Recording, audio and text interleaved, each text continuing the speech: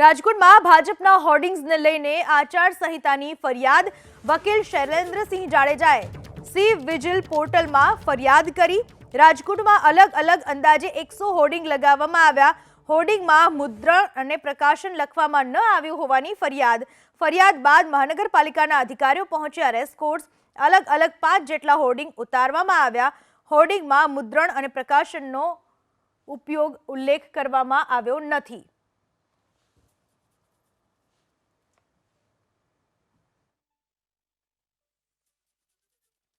ફરિયાદ એવી છે કે મુદ્રક અને પ્રકાશક નથી લખેલા, એટલે એ આચારસંહિતાના ભંગમાં ગણાય, એટલે અમે એને ઉતારવાની કામગીરી અત્યાર સુધીમાં ફરિયાદ અન્વયે 2 નું તો સોલ્યુશન થઈ ગયું છે। અત્યારે 3 ઓલરેડી ચાલુ જ છે, ટીમ પણ અમારી આવી જ ગઈ છે। રાજકોટ શહેરમાં જુદા જુદા વિસ્તારમાં, આખા વિસ્તારમાં મહાકાય હોર્ડિંગ બોર્ડ લાગેલા છે।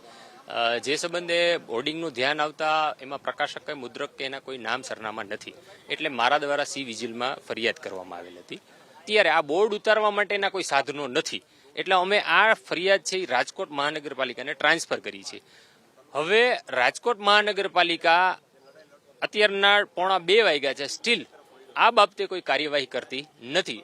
ઈ તંત્ર દ્વારા અમે અત્યારે સવારથી કલેક્ટર ઓફિસે હતા અને તંત્રએ એવું કીધું કે અમારી આગળ પેપર્સ છે નહીં, એટલે અમે એની લડાઈ લડતા હતા ત્યારે કોર્પોરેશનની ગાડી આવી અને આના હોર્ડિંગ્સ અત્યારે ચેન્જ કરતી હતી। એ રીતનું કાર્યવાહી થઈ રહી હતી।